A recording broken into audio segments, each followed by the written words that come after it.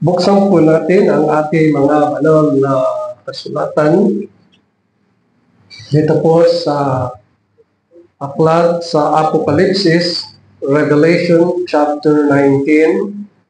At nais ko pong basahin ay nasa talatang 11 hanggang talatang 21. Revelation chapter 19, simula po sa 11 hanggang 21 ang atin pong babasahin. Ganito po ang siyang sinasaad, at nakita kong nabuksan ang langit at naroon ang isang kabayong puti, at ang nakasakay doon ay tinatawag na tapat at totoo, at sa katwiran siya'y humahatol at nakikipagdigma. Ang kanyang mga mata ay tulad ng minas ng apoy, at ang kanyang ulo ay maraming diadema, at siya'y may isang pangalang nakasulat na walang nakakalam kundi ang kanyang sarili. Siya'y nakasuot ng damit na inilubog sa dugo, at ang kanyang mga pangalan ay tinatawag na ang salita ng Diyos. Ang mga hukbo ng langit ay sumusunod sa kanya na mga nakasakay sa mga kabayong puti, at sila'y may damit na pinong lino at maputi o na maputi at dalisay. Mula sa kanyang bibig ay lumalabas ang isang tabak na matalas, upang sa pamagitan nito'y tatagain niya ang mga bansa, at sila'y kanyang paghaharian ng tungkod na bakal, at paagusin niya mula sa pisaan ng ubas ang baksik ng puot ng Diyos na makapangyarihan sa lahat. At siya'y merong isang pangalang nakasulat sa kanyang damit at sa kanyang hita, Hari na mga hari at Panginoon na mga Panginoon. At nakita kong nakatayo sa araw ang isang anghel, at siya'y sumigaw ng may malakas na tinig na nagsasabi sa lahat ng mga ibong lumilipad sa gitna ng himpapawid, hali kayo at magtipon sa dakilang hapunan ng Diyos, upang kayo'y makakain ng laman ng mga hari, laman ng mga kapitan, ng laman ng mga taong makapangyarihan, ng laman ng mga kabayo, at ng mga nakasakay dito, at ng laman ng lahat ng mga taong malaya at mga alipin man, mga hamak at dakila. At nakita ko ang halimaw at ang mga hari sa lupa at ang kanilang mga hukbo na nagkakatipon upang makipagdigma laban doon sa nakasakay sa kabayo at laban sa kanyang hukbo. At hinuli ng ang halimaw, at kasama niya ang bulaang propeta na gumawa ng mga tanda sa harapan nito, na siyang ipinandaya sa mga tumanggap ng tanda ng halimaw at sa mga sumamba sa larawan nito. Ang dalawang ito ay buhay na ihagis sa lawa ng apoy na nagliliyab sa agsupre, at ang mga ibaya ay pinatay ng tabak na lumalabas sa bibig noong nakasakay sa kabayo, at ang lahat ng mga ibon ay nabusog sa mga laman niya. Hanggang dito po lamang ang pagbasa natin sa banal na kasulatan. Mga minamahal, noong nakaraan ay ating sinariwa ang pag-akyat ng ating Panginoong Hesukristo doon sa langit, na siyang nakita natin dito sa mga gawa, na tunay na dakila ang ating Panginoong Hesukristo, sapagkat nagampanan niya ang kanyang tungkulin nang siya ay isugo ng Ama sa atin. Siya ay isinugo ng Ama upang tubusin at bigyan ng buhay na walang hanggan at patawarin ang lahat ng mga hinirang na ito ay hinirang bago pa itatag ang sanlibutan. At ang mga hinirang na ito ay kinukop bilang mga anak. At kinukop niya ito at ipinagkaloob sa ating Panginoong sa Kristo. Kaya ang kamatayan ng Panginoon ay hindi para sa lahat ng tao, kundi doon lamang sa mga ibinigay sa Kanya ng Ama, at yung mga ibinigay na yun ay mga hinirang bago pa itatag ang sanlibutan, at sila ay mga kinukop bilang mga anak. Kaya sila ay mga anak ng Diyos at ipinatawad sa kanila ang mga kasalanan at sila ay mga pinagpala. At matapos na ito'y magampanan ng Panginoon, ibinangon siya ng Diyos Ama mula sa kamatayan. At siya ay nabuhay at napakita sa mga alagad sa loob ng 40 araw. Siya ay patuloy na nagpapahayag na siya ay buhay at hindi na mamamatay kailanman. Ang kapangyarihan ng kamatayan ay wala ng isa sa Kanya sapagkat siya ay makapangyarihan. Siya ay buhay at ang mga mananampalataya ay pinatawad. At nang siya ay mabuhay na maguli, kasama niya na binuhay ang mga anak ng Diyos, ang mga mananampalataya na mga hinirang. At kung sila ay binuhay, hindi na sila mamamatay magpakailanman. Bagamat ang kanilang katawan ay iiwan ng pansamantala sa lupa na maghihintay sa muling pagdating ng ating Panginoong Jesucristo. At sa loob ng 40 araw, dumating yung panahon na siya ay kinakailangang umakyat sa langit.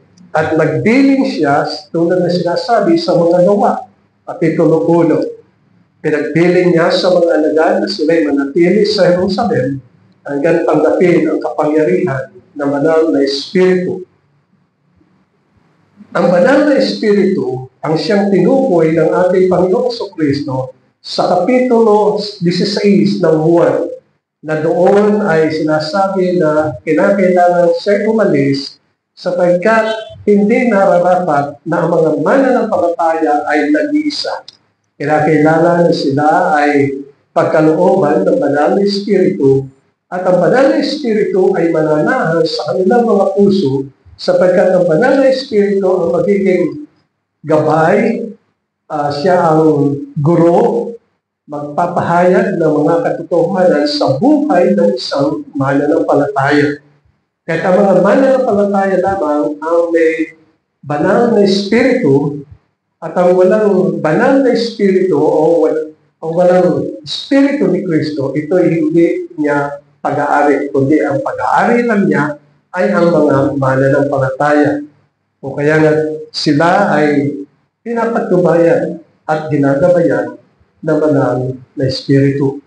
Kahit nang ang Panginoon ay umakyat sa langit, sinabi sa mga Gawa, Kapitulo 10, na samantalang sila ay nakatitig sa langit at siya'y papalayo, biglang may 2 lalaki ang tumayo sa tabi nila na may puting damit na nagsabi, "Kayong mga lalaking taga Galilea, bakit kayo nakatayong tumitingin sa langit? Itong si Jesus na dinala sa langit mula sa inyo ay darating na gaya rin ng inyong nakitang pagpunta niya sa langit."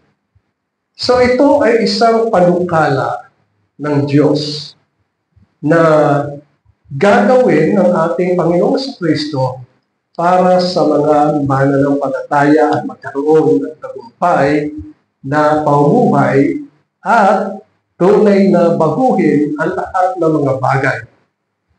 Kahit ang ating paksa sa umagang ito, mga minamahal, ay ang victorious return ng ating Panginoong Jesucristo.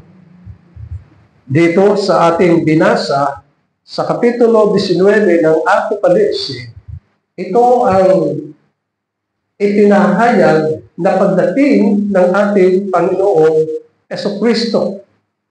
Sa kanyang pagdating ay kanyang huhukuman ang sanlibutan. Nililinaw ng banal na kasulatan ang tungkol sa dalawang lungsod na binabanggit dito sa Apocalypse, sa Revelation. Ang unang lungsod ay the city of Babylon. Sa aming devotion, family devotion, ay sabi ko, ay unti-unti nating pag-aaralan ang ibig sabihin ng Babylon, lungsod ng Babylon, na siyang tinutukoy ng banal na kasulatan. At ang ikalawang lungsod ay ang lungsod ng Panginoon. Na ito ang siyang pinakadakilang lungsod sapagkat ang Panginoon ang siyang maghahari. At para lalo nating maunawaan ang lungsod ng Babylon, ay maaari natin buksan ang ating mga banal na kasulatan sa Apokalipsi Kapitulo 18. Dito ay tinutukoy ang lungsod na ito. At makita natin bilang mga mananampalataya na ang lungsod na ito ay lungsod ng sanlibutan na lahat ng kasamaan ay ginagawa. Ngunit, ang banal na kasulatan ay nagsasaad din na ang mga mananampalataya ay tunay na mag-ingat at huwag makipamatok o makipatok sa mga di mananampalataya. Ibig sabihin huwag niyong gagayahin ng kanilang mga kasamaan, layuan, huwag hihipuin ang mga bagay na masasama. Kaya nais ko na ating tingnan ang talatang 1.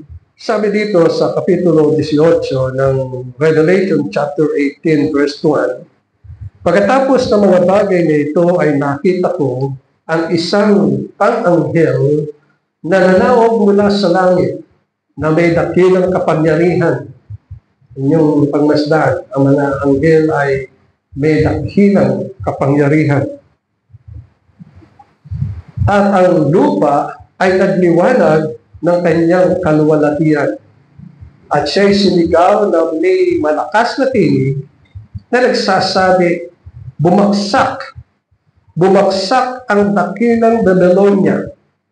Ito'y naging tirahan ng mga demonyo, hugad ng bawat espiritong karumal-dumal at hugad ng bawat karumal-dumal at kasuklam-suklam na mga ibon, sapagkat lahat ng mga bansa ay uminom ng alak ng galit ng kanyang pakikiapid, at ang mga hari sa lupa ay nakiapid sa kanya, at ang mga mangangalakal sa lupa ay yumaman dahil sa pangyarihan ng kanyang kalayawan. Talatang 4, at narinig ko ang isa pang tinig na mula sa langit na nagsasabi, magsilabas kayo sa kanya, bayan ko. So ito ang panawagan ng Panginoon sa mga mananampalataya, upang huwag kayong madamay sa kanyang mga kasalanan at huwag kayong makibahagi sa kanyang mga salot, sapagkat ang kanyang mga kasalanan ay nagkapatong-patong at umabot hanggang sa langit at natatandaan ng Diyos ang kanyang mga kasalanan. Ibibigay din ninyo ang ayon sa ibinibigay niya sa inyo at bayaran ninyo ang ng makalawang ulit ang kanyang mga gawa. Sa kopa ng kanyang pinaghaluan ay inyong ipaghalo siya ng makalawang ulit. Kung gaano siya nagmalaki at namuhay sa kalayawan, ay din ang ibigay ninyo sa kanya pahirap at pagluluksa. Sapagkat sinabi niya sa kanyang puso, ako'y nakupong isang reyna, hindi ako balo at hindi ko makikita kailanman ang pagluluksa.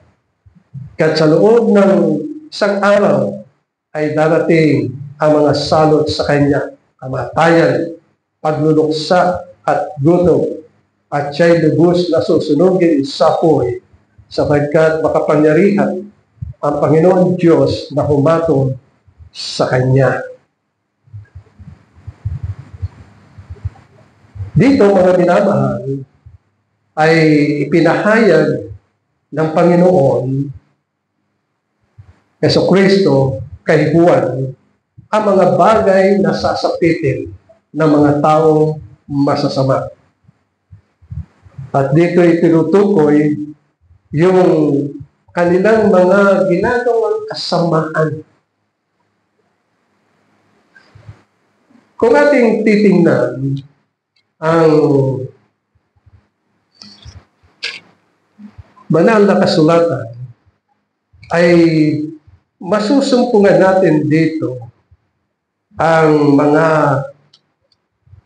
kasamaan na ginagawa ng maraming tao. Patunayan ay lahat ng kasinungalingan ay tinutukoy dito ay ibubulid sa dagat-dagatang apoy, ay gayon din ang mga sumasamba sa Diyos-Diyosan, lahat ng mga sinungaling, lahat ng gumagawa ng masasama ay ibubulid sa dagat-dagatan, lahat ng pandaraya at gayon din ng pagnanakaw, gayon din ng pagsisinungaling at lahat ng kasamaan na siyang tinutukoy sa banal na kasulatan. Dito, mga minamahal, ay talagang isinasaad sa banal na kasulatan yung sukdulang galit at puot ng Diyos sa lahat ng gumagawa ng kasamaan. Ang makasalanan, ang tanging niyang kagalakan ay gumawa ng kasalanan. Hindi siya matutulog ng mahimbing hanggat hindi siya nakakagawa ng kasalanan. At yung kasalanan yun ay marami. Magnakaw, pumatay, manira ng tao,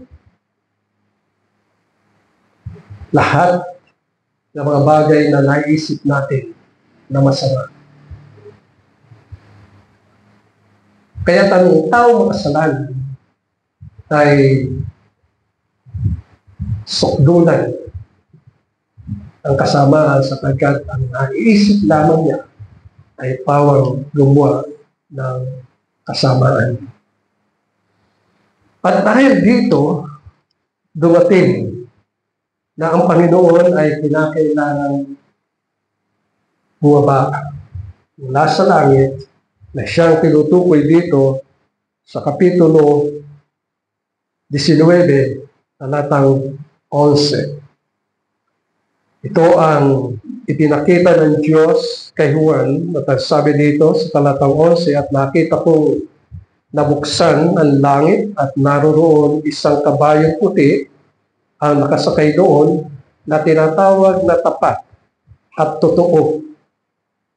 At sa katwiran siya'y humahatol at nakikipagdigma. Dito mga minamahal ay tinutukoy ng banal na kasulatan na ang dumadating ay ang Panginoong Jesucristo. Ito ang kanyang pagdating. Sapagkat nililinaw ng banal na kasulatan ang kanyang katangian. Ang sabi dito, siya ay tapat. Faithful. Kaya siya faithful ay sapagkat naging matapat siya sa sambahayan. Kanyang nagampanan ang lahat ng mga bagay na sinasabi sa banal na kasulatan. Halimbawa, sinabi ng Panginoon sa Isaiah Kapitulo 53. Tingnan natin ang mga bagay na ito sa 53. Na sabi dito ay sa talatang 2, sapagkat siya'y tumubo sa harapan niya na gaya ng sariwang pananim at gaya ng ugat sa tuyong lupa. Siya'y walang anyo at kagandahan na dapat nating pagmasdan siya at walang kagandahan na maibigan namin sa kanya. Ang dahilan ay sapagkat lahat ng sugat at parusa mula ulo hanggang paa ay naging hindi na naging magandang anyo ng isang tao. Sapagkat puro latiko, marka ng pagpapahirap ang kanyang dinanas. Yung mga hagupit sa kanyang katawan. Kaya't walang makitang kagandahan man sa kanya. Ang kanyang mukha ay tumutulo may tulo ng mga dugo pumapatak hanggang sa lupa. Kung titingnan ang kanyang kamay, nandun ang pagkakapako sa kanya, sa paa. Sa kanyang tagiliran ay may sugat ng sibat. Kaya sabi dito, dahilan sa ginawa sa kanya ng mga tao, ang sabi dito, siya'y tinamak. Talatang 3. At itinakwil ng mga tao. Isang taong nagdusa at sanay sa kalungkutan at gaya ng isa na pinagkublihan ng mukha ng mga tao. Siya'y hinamak at hindi natin siya pinahalagahan. Ito ang mga bagay na nangyari sa ating Panginoong Jesucristo. Ang sabi dito, siya'y nasugatan dahil sa ating mga pagsuway, siya'y binugbog dahil sa ating mga kasamaan, ipinataw sa Kanya ang parusa para sa ating kapayapaan at sa pamagitan ng Kanyang mga latay gumaling. Ito mga minamahal ang nangyari sa Panginoon. Kaya sinasabi sa banal na kasulatan, siya ay tapat. He is faithful. Kahit ano ang kanyang naranasan, naging tapat siya upang tayo ay tumusin mula sa ating mga kasalanan. Kaya ito ang sinasabi dito, yung nakasakay doon sa kabayo ay tapat at totoo. Ito ang siyang isinasaad sa banal na kasulatan. Kanyang naranasan ang lahat para sa kanyang bayan. At ang sabi din dito, mga minamahal, ay tinawag siyang tapat at totoo. Yung totoo ay nangangahulugan na sinabi niya sa John chapter 14 verse 6, "Ako ang daan at katotohanan at ang buhay. Ang sino man ay hindi makakarating sa Ama kundi sa pamamagitan ko." So ang Panginoon ang katotohanan sapagkat siya ay buhay. Siya ang katotohanan sapagkat siya ang daan. At lalo na yung kanyang ginawa na siya'y namatay, na layunin ng Diyos ay tayo'y banalin. Sabi niya sa John chapter 17, verse 16, "Hindi sila taga-sanglibutan." Ito'y tumutukoy sa mga mananampalataya. "Nagaya ko na hindi taga-sanglibutan. Pabanalin mo sila sa katotohanan. Ang salita mo ay katotohanan." Kaya dito ay tinutukoy, mga minamahal, na ang Panginoon ay tapat at totoo. Ang sabi pa sa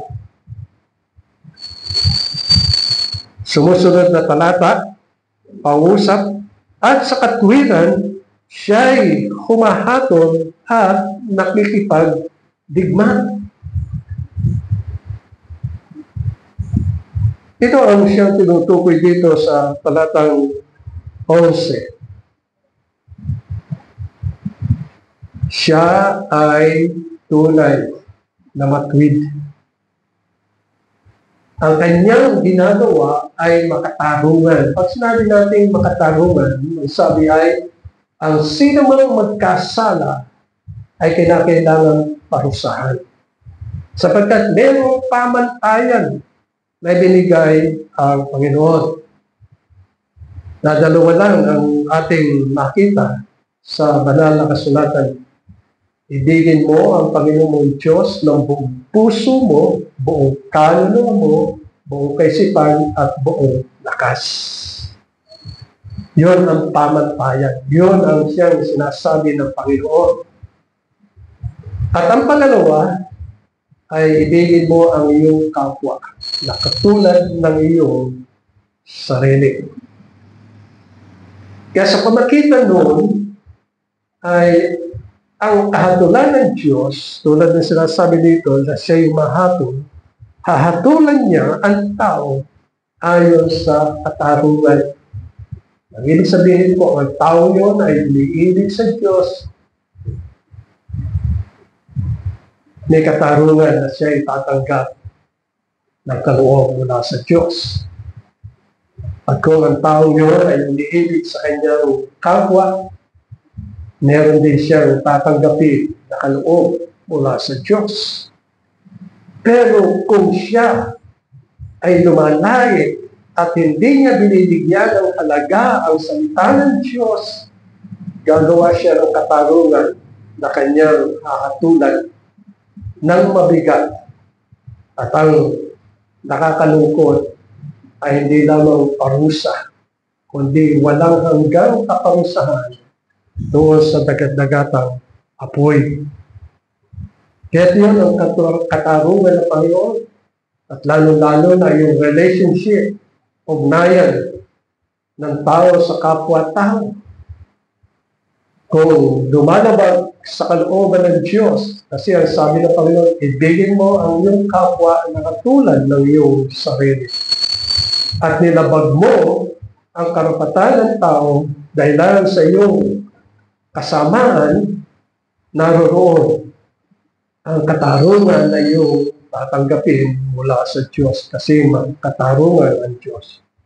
siya'y makatwiran at paparusahan niya ang nagkakasala na siyang nakikita rin natin dito, mga minamahal, sa mga susunod na mga talata. Sinasabi din dito na yung nakasakay sa kabayong puti, alam niyo, ang kabayong puti ay laging nakikita natin sa banal na kasulatan, lalo-lalo na sa Apokalipsis. Ang mga bagay na yon ay mga symbolic na pinakikita ng Panginoon na kaya siya'y nakasakay sa kabayong puti ay sapagkat ang kabayo ay matakang, very courageous. Wala silang takot. Haharapin nila mga anumang bagay kahit nakamatayan, kayang niyang harapin. At yun ang katangian ng kabayo. Kaya sa susunod na talata, 12, ang sabi dito, ang kanyang mga mata ay tulad ng ningas o maninas at ningas ng apoy. Ibig sabihin, ang mata ng Panginoon ay nakatingin sa bawat puso. Nalalaman niya ang haka at pag-iisip at ginagawa at nilalaman ng puso. Walang tao na maaaring magtago sa Diyos. Katunayan, sabi sa banal na kasulatan ng mga tao, pag dumating ang Panginoon, magtatago sa mga yungib, magtatago sa mga batuhan. Sasabihin nila sa mga bato ay sila'y takpan mula doon sa dumadating, sapagkat nakikita ng Panginoon ang nilalaman ng ating puso. Wala tayong may tatago, wala tayong may dadahilan, sapagkat nalalaman niya ang lahat ng mga bagay. At ang kanyang ulo ay maraming diadema, crowns, dahil sa kanyang katangian, ang Panginoon. Siya'y may isang pangalan nakasulat at walang nakakalam kundi ang kanyang sarili. Sa talatang 13 ay sinasabi dito na siya'y nakasuot ng damit na inilubog sa dugo. Ang ibig sabihin ng Panginoon sa Kristo ang nagbuwis ng kanyang buhay para sa atin. Ibig sabihin ay ganun kalaki ang pag-ibig ng Diyos sa atin bilang mga mananampalataya. Inibig niya tayo. Siguro sasabihin natin kahit na hindi tayo paibig-ibig, inibig tayo ng Diyos. At yung pag-ibig ng Panginoong Kristo sa atin ay dalisay. Puro wagas. Pag sinabi natin wagas, hindi napaparang, hindi nagbabago, hindi pumupupas o nawawala ng bisa. Hindi talagang mabisa o wagas ang kanyang pag-ibig sa atin. Yun ang tinutukoy dito, mga minamahal. Kung kaya nga, lagi nating makikita na sa kanyang pag-ibig, ibinigay niya ang kanyang sarili. Siya lang ang nagbigay ng kanyang sarili para sa atin. Wala nang iba. Wala na. Sapagkat siya lamang. At sabi dito ay ang kanyang pangalan ay tinatawag na ang salita ng Diyos. He is the Word of God. At yan ang tinutukoy dito sa John chapter 1. Sabi sa John chapter 1. Nais kong basahin ang mga ilang talata para makita natin Sabi dito, sa simula ay ang salita. At ang salita ay kasama ng Diyos. At ang salita ay Diyos. Kaya ito'y tumutukoy sa ating Panginoong Jesucristo.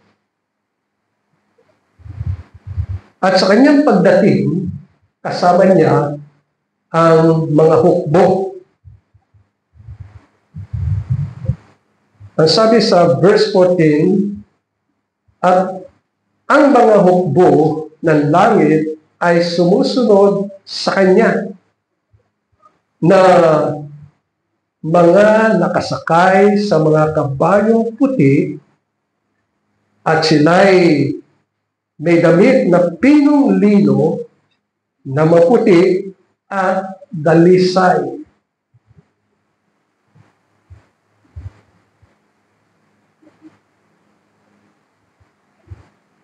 Nais ko munang lakpasan muna yung talatang 14. Babalikan natin ito. Unahin muna natin ay nasa talatang 15. Nasabi dito, mula sa kanyang bibig ay lumalabas ang isang tabak na matalas upang sa pamagitan nito tatagain niya ang mga bansa at sila'y kanyang paghaharian ng tungkod na bakal at paabusin niya mula sa pisaan ng ubas ang baksik ng puot ng Diyos na makapangyarihan sa lahat. Ito ang katangian ng Panginoon. Yung kanyang salita ay iniahambing sa isang tabak na may dalawang talim. Sapagkat ang kanyang salita ay maaaring magamit upang paghiwalayin ang ating kaluluwa at ating katawan o kahit na anumang bagay, ganong makapangyarihan ang salita ng Panginoon. Na pag siya'y nagsalita ay nangyayari.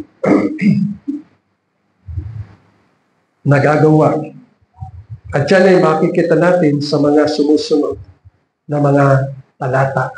Yung kapangyarihan at bisa at talas ng salita ng Panginoon. At yung talatang 16, at siya'y mayroong isang pangalang nakasulat sa kanyang damit at sa kanyang hita, Hari na mga hari at Panginoon na mga Panginoon. Ito ang titulo, pangalan ng ating Panginoong Jesucristo. Kaya mga minamahal, binibigay sa atin ang larawan ng ating Panginoong Jesucristo. Na makita natin ang kanyang kakayahan, kapangyarihan, na siya ang may likha ng langit at ng lupa. Hindi na lahat ng mga bagay sa pamagitan ng kanyang salita ay may kapangyarihan, kanyang inaalalayan ang lahat ng mga bagay sa langit at kaya din sa lupa. Kaya makikita natin kahit na sa lumang tipan ay makapangyarihan ang salita ng Panginoon.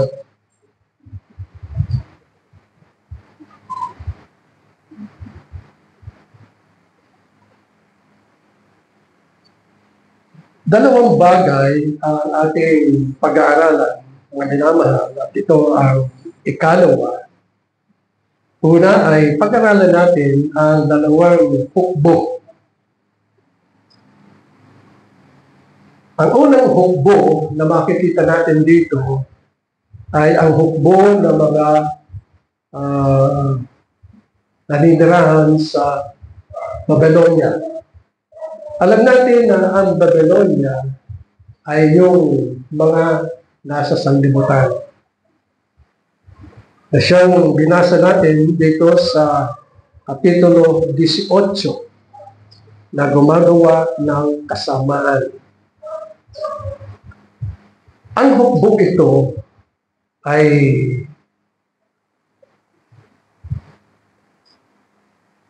muling magkakasama-sama at sila'y makikipagdigma sa ating Panginoong Jesucristo. Ang hukbong ito ay makalupa. They are earthly. Ang kanilang kapangyarihan ay limitado. Ang kanilang buhay ay nagmumula sa dugo. Kasi pag ang isang tao ay nawala ng dugo, wala na, patay na. Kaya't ang hukbong ito ay may hina. Ang kanilang sandata ay mga bakal at mga powder. Yan ang kanilang sandata. Yan ang mga pinagmamalaki ng bawat bansa. May bansa na pinagmamalaki ang nuclear warhead. Na kung ito ay gagamitin, malulusaw ang isang lungsod. Pinagmamalaki nila yun. Nasasabi nila na sila'y makapangyarihan. Pero sa katunayan, sila'y madaling matalo sa digmaan. Ito ang katangian ng mga hukbo ng Babylonia. Sila ang lalaban sa Panginoon.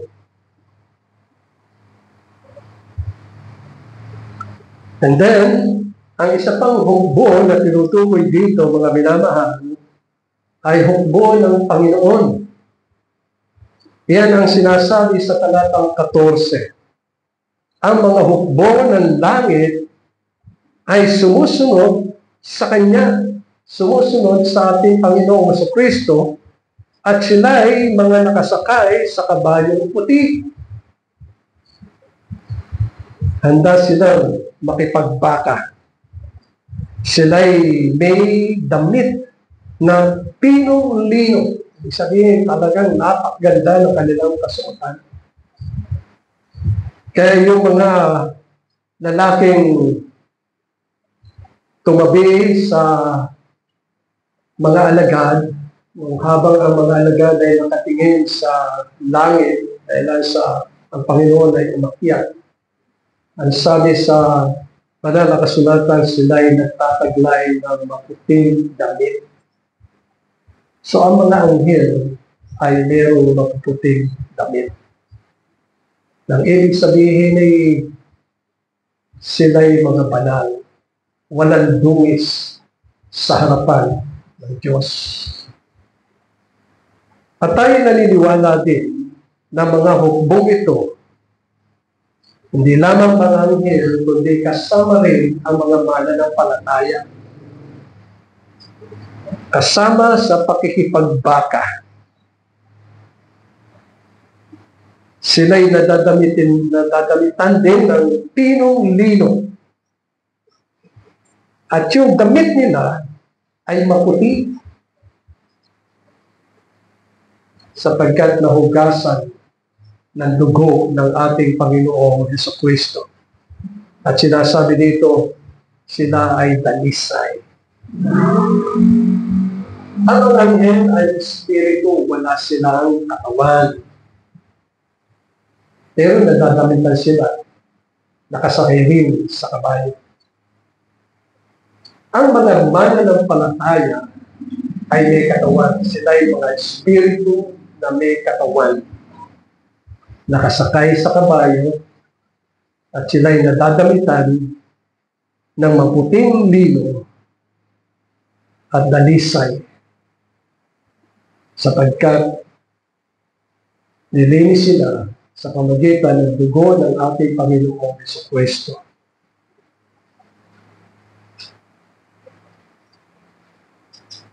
Ang mga hukbo ng ating Panginoong Jesucristo, mga anghel at gayon din ng mga mananampalataya, ay wala ng kamatayan kailanman. Hindi na sila mamamatay, yung tandaan. Wala ng kamatayan. Sapagkat sila'y mayroong buhay na walang hanggan. Tinutukoy na ang mga hukbo ng ating Panginoong Jesucristo ay mayroong sandata. Ang sandata nila ay ang salita ng Panginoon. Na ito ang sandata ng Espiritu.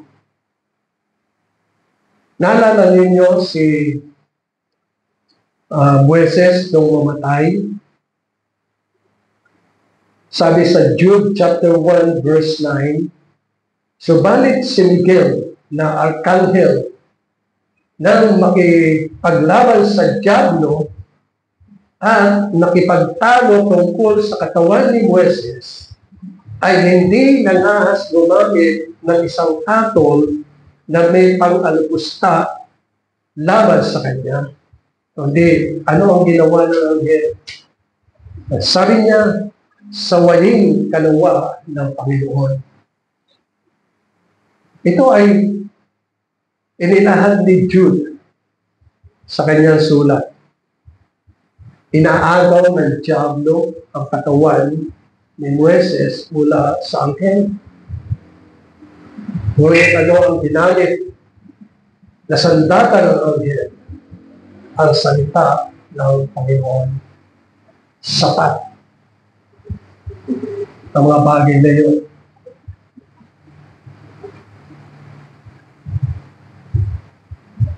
Walang sandata sa lupa na maaaring pumatay sa mga anghel. Kahit na sila ay paulanan ng nuclear bomb, hindi sila mamamatay sapagkat sila ay mga espiritu. Ganyan din ang mga banal. Sila ay may buhay na walang hanggan na nagmumula sa ating Panginoong Jesucristo. Kaya ang kanilang tabak or sandata ay ang salita ng Panginoon, the sword of the Spirit. Ito ang sinasabi sa Efeso, Kapitulo 6, talata 17. At taglay ninyo ang helmet ng kaligtasan at ang tabak ng Espiritu na siyang salita ng Panginoon. So, ang mga hukbo ng Panginoon ay may taglay na sandata. At ang sandata nila ay ang salita ng Panginoon. Ngunit yung sandata ng hukbo ng Babylonia ay mga arsenal, mga iba't ibang klase ng makalupang sandata.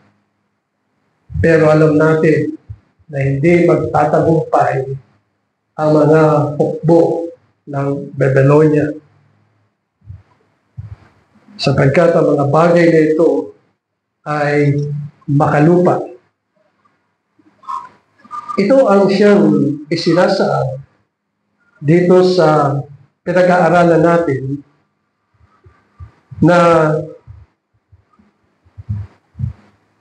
talatang 17, sapagkat narito na ang pakikipagbaka na gagawin, pinakita ng Panginoon kay Juan. Sabi niya sa talatang 17, at nakita kong nakatayo sa araw ang isang anghel. So, nakatitig si John sa araw at nakita niya ang isang anghel. Siya'y sumigaw ng may malakas na tinig at nagsabi sa lahat ng mga ibon na lumilipad sa gitna ng himpapawid, halika kayo at magkatipon sa dakilang hapunan ng Diyos upang kayo'y makakain ng laman ng mga hari at ng laman ng mga kapitan at ng laman ng mga taong makapangyarihan, ng laman ng mga kabayo at ng mga nakasakay dito at laman ng lahat ng mga taong malaya at mga alipin man, mga hamak at dakila. So ito ang panawagan ng anghel na ito. Kaiba itong hapunan na inilaan ng Diyos sapagkat sa banal na kasulatan mayroong hapunan para sa mga mananampalataya. Ito ay doon sa langit. Magkakatipon-tipon ng mga mananampalataya. Mayroong dakilang hapunan. Pero itong hapunan ito ay hapunan para sa mga ibon, sa mga uwak, sa mga buitre na lumilipad sa impapawid. Panawagan sa kanila at sinasabi dito ay halika kayo at magkatipon sa dakilang hapunan ng Diyos. So ano ang kanilang kakainin? Binanggit dito ang kanilang kakainin.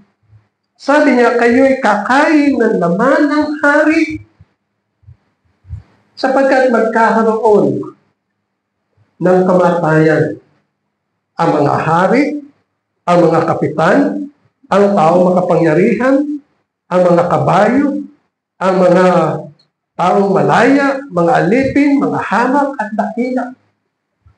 Sapagkat sa panahon ng pakikipagdigma ng ating Panginoong Kristo, sa isang salita ng ating Panginoong Kristo, ang lahat ng hukbo ng Babylonia ay mamamatay.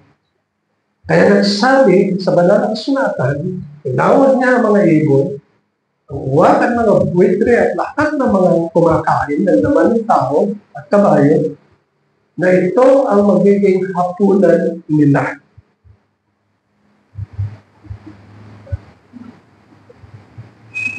Kaya sabi sa verse 19, at nakita ko ang halimaw at ang mga hari sa lupa, ang kanilang mga hukbo na nagkakatipon upang makipagdigma laban doon sa nakasakay sa kabayo at laban sa kanyang mga hukbo. Ang tinutukoy dito ay ang Panginoon sa Kristo na sa kanyang pagdating siya ay nakasakay sa kabayo. At ganyan sumusunod sa kanya ay hukbo ng langit. Ito ang mga anghel at hindi ng mga mananampalataya. Pero sabi dito ay nakita ko ang halimaw at ang mga hari sa lupa at ang kanyang mga hukbo na nagkakatipon upang makipagdigma laban doon sa nakasakay sa kabayo. Ibig sabihin ay sila'y makipagdigma sa Panginoong Kristo at sa kanyang mga hukbo na mga anghel at hindi na mga mananampalataya. Kaya nga ang nangyari sa talatang 20, at hinuli ang halimaw at kasama niya ang bulang propeta na gumagawa ng mga tanda sa harapan nito, na siyang ipinandaya sa mga tumanggap ng tanda ng halimaw at mga sumamba sa larawan nito. Ang dalawang ito ay buhay na inihagis sa lawa ng apoy na nagliliyab sa asupre. At ang mga iba ay pinatay ng tabak na lumalabas sa bibig noong nakasakay sa kabayo. At inyong pansinin yung sumusunod na pangungusap. At ang lahat ng mga ibon ay nabusog sa mga laman nila. Ito ang tagumpay na pagbabalik ng Panginoon at pakikipaglaban sa lahat ng masasama sa ibabaw ng lupa. Kaya nga itong Panginoon ay matagumpay sa kanyang pagbabalik. Sapagkat ang panukala ng Diyos ay hindi nagbabago.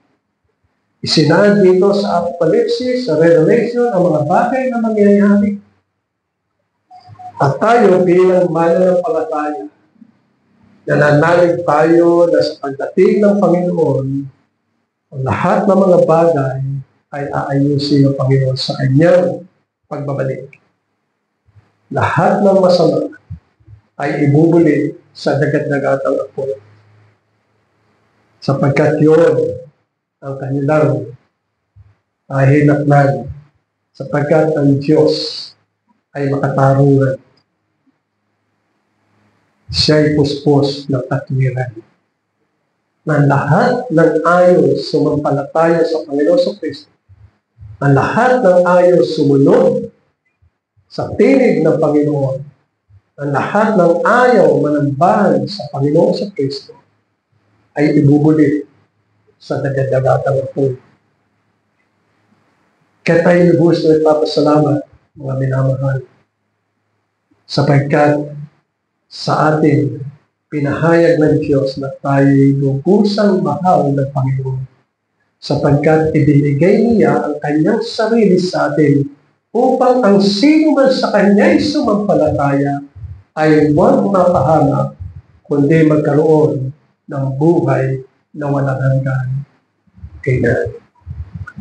Maraming salamat po aming Diyos at aming Ama sa iyong mga salita na ito ay pagpalain mo sa aming mga puso at makita namin, Panginoon, ang katiyakan ng iyong salita sapagkat ito ang iyong panukala, katotohanan. Amen.